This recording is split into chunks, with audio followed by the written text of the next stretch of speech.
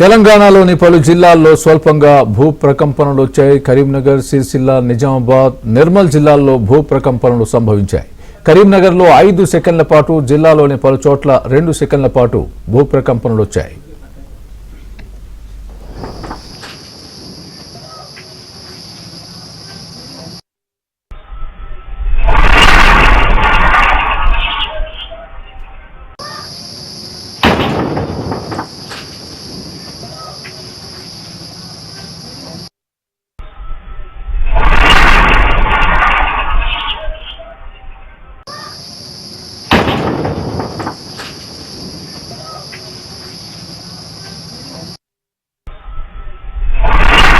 ఏమైంది? ఎట్లా పడ్డది? ఏమన్నా కదిలినట్టు ఇట్లా మీకు అనిపించింది? బండి సడన్ గా పడిపోయింది, భూమి కదిలినట్టు.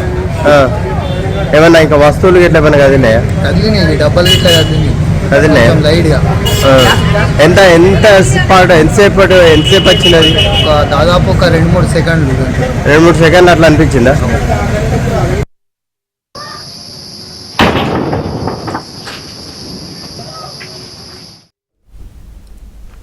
మరోవైపు నిర్మల్ జిల్లాలోనూ భూ ప్రకంపనలు సంభవించాయి. రిక్టర్ స్కేలుపై భూ ప్రకంపనల తీవ్రత 3.8గా నమోదైంది. దీంతో ఆయా ప్రాంతాల్లోని ప్రజలు భయాందోళనలకు గురయ్యారు. ఇళ్ల నుంచి బయటకు పరుగులు తీశారు.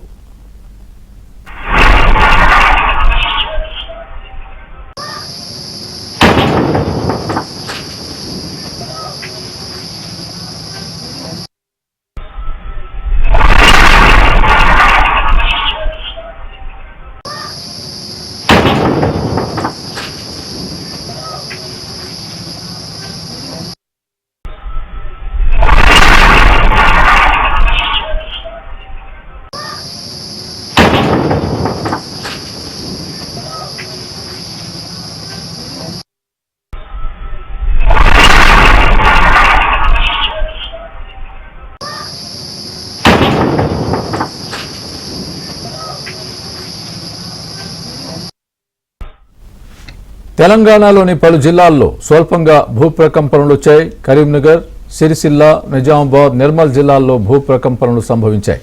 కరీంనగర్లో 5 సెకన్ల పాటు, జిల్లాలోని పలు చోట్ల 2 సెకన్ల పాటు భూ ప్రకంపనలు వచ్చాయి.